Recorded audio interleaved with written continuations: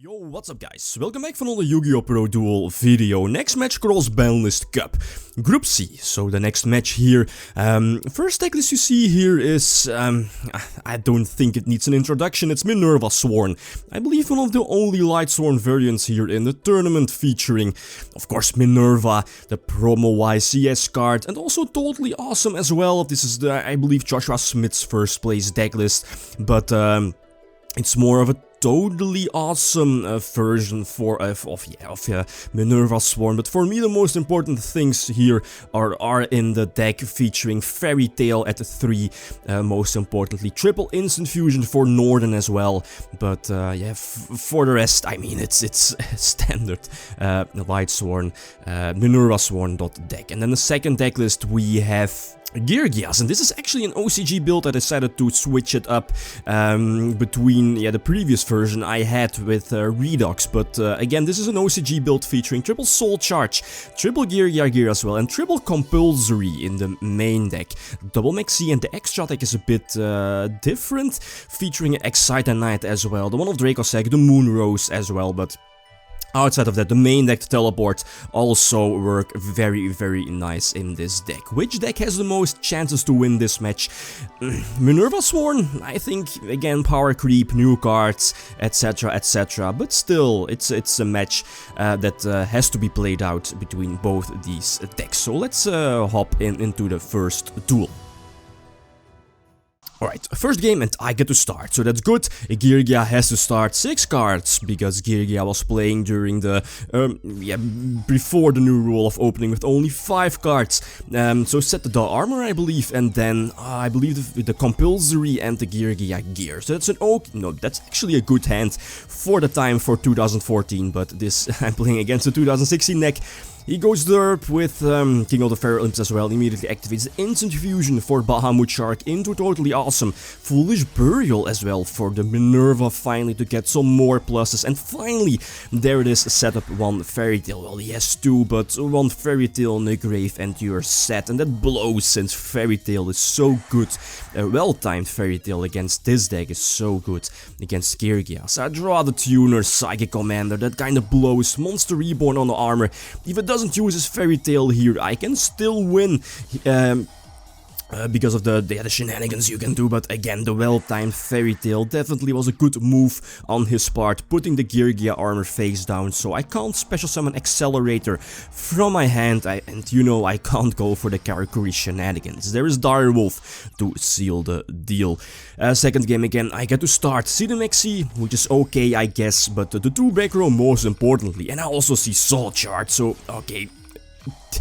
Derp time, right? Use Soul Charge, get 3 monsters back from the grave. Thanks to teleport, also get a tuner or have access to a tuner, so because I have 2 traps, both Warning and the Phoenix Chain, I eventually decide to go for Stardust and not for the second Buraido to get an extra draw. Well, I'm only going to get 1 extra draw, you know, but having access to Stardust and protecting my back row against the triple Twin Twister, I think is more important. Again, he mills a Trick Lamp, but I reveal the Maxi, and now this I should win, even though in this situation he does give me the extra draws for Maxi. But even if he doesn't give me the extra draws, I believe there isn't much he can do. He can lure out the Stardust with something, then use Twin Twister. But in the end, it's not going to matter too much. I have a lot of cards at my disposal. I have a nice established field with Stardust as well. With Leo, excellent choice against the deck. Not too many outs for Leo in his deck. But yeah, again, Typhoon the back row, and eventually I can just attack for the game. Yeah, very interesting is that the Minerva deck does run Crimson Blader in 2017.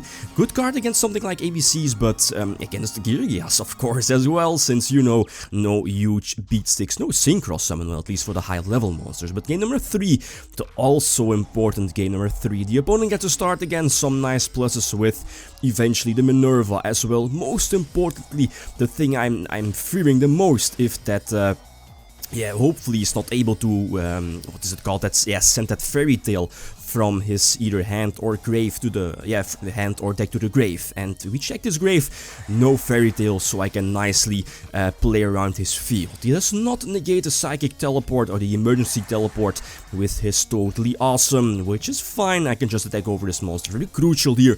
Already use the Compulse on his Bahamut Shark, so prevent another Toad from coming out. And yeah, the Omega is giving me a lot of problems, since, you know, no Arsenal, and getting off the Arsenal could have been very crucial, as you will see in a few moments. Again, some nice extra draws for the opponent, and I was forced to use Geargia gear earlier. And now, top deck mode. I thought I lost, but I do top deck into another Soul Charge, so Soul Charge for 4.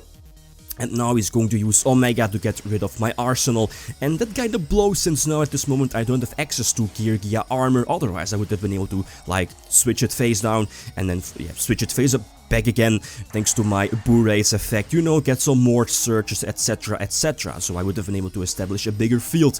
But I think this was the better move, to go for Dracossack, eventually to pop his monster, his Tsukuyomi, and then go for Scrap Dragon as well, well in mind that his Omega would return, and at the same time, his Minerva isn't really too threatening, since there aren't really too many Lightsworns left in his deck to get the destruction effect. But yeah, it was just a matter of time. I mean, I think only 11 cards in his main deck, and still no Fairy Tail in his grave, but there it was, 2 in his hand. And then, yeah, if he's able to get Fairy Tail in his grave, that's game over. I can't beat that with this version, or with Geargias in general. Just interrupt any possible play from your opponent and put this monster face down. So I think a well-deserved win for Minervasworn, but a very good match. Definitely a very good match. Okay, guys, that's it.